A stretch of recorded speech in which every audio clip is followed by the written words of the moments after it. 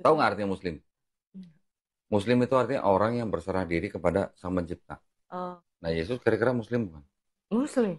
Taunya Karena kan dia menyerahkan urusannya kepada Bapa kan? iya kepada Bapa. Nah, satu.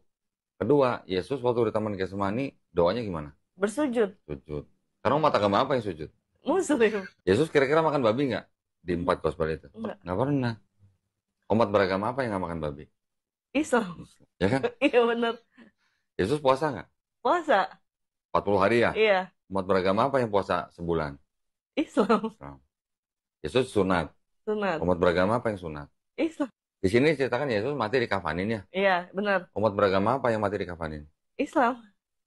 Berarti Yesus Muslim bukan? Gitu. Muslim. Benar. Nah, lu mau ikut Yesus atau mau ikut Paulus? Shalom, salam sejahtera di dalam nama Tuhan Yesus. Dalam video tadi kita sudah melihat bagaimana para polemikus Islam itu kerap kali menarasikan bahwa Yesus itu adalah seorang Muslim atau agama yang mengajarkan dan meniru contoh hidup keagamaan Yesus itu adalah agama Islam.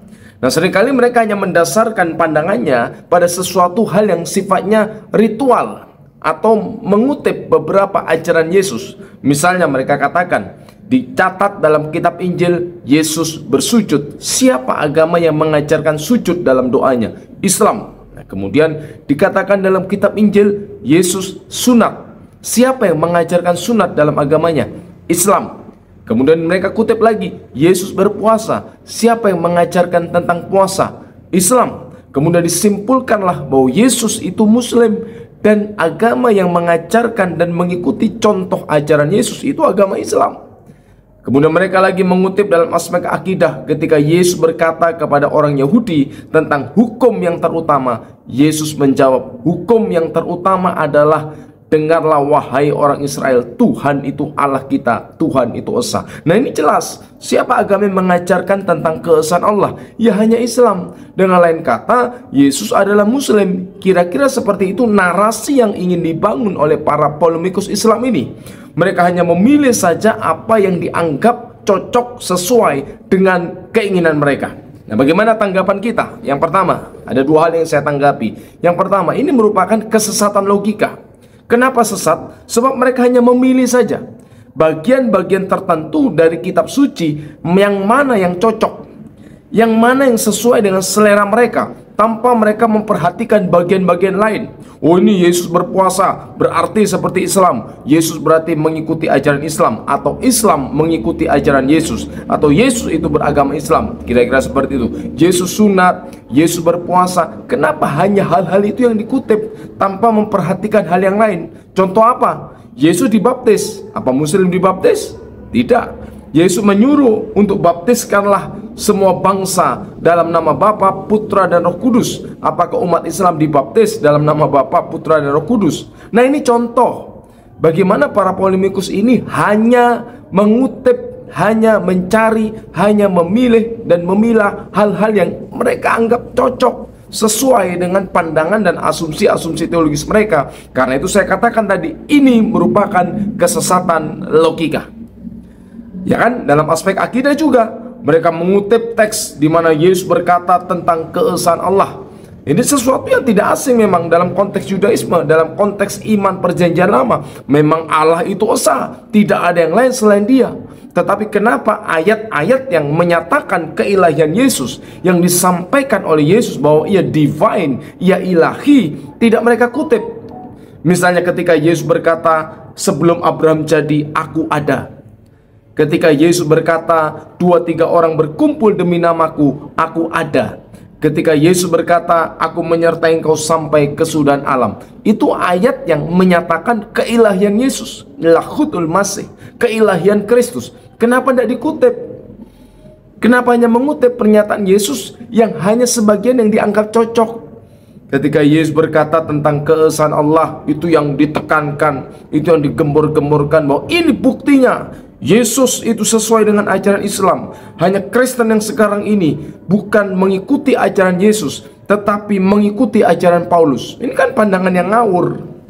Yang kedua, mereka ini sama sekali tidak paham konteks historis, konteks sejarah, konteks budaya. Dalam konteks pelayanan Yesus, orang Yahudi pada abad pertama, Sang Firman yang menjadi manusia itu dilahirkan sebagai orang laki-laki Yahudi. Tentu ya hidup dalam lingkungan keagamaan dan budaya orang Yahudi.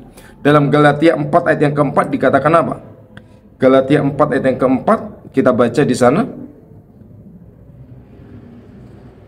Paulus berkata dengan jelas tentang keberadaan Sang Firman yang berinkarnasi menjadi manusia.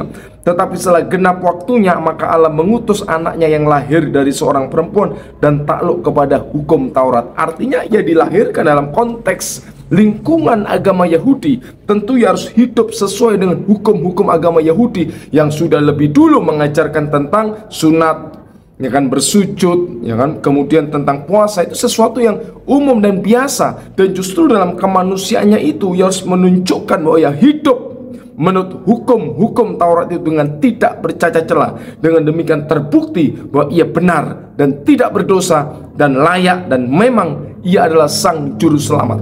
Tapi karena mereka tidak paham konteks, mereka hanya mengutip sebagian, hanya yang dianggap sesuai dengan asumsi teologis mereka. Tentu ini ngawur sama sekali.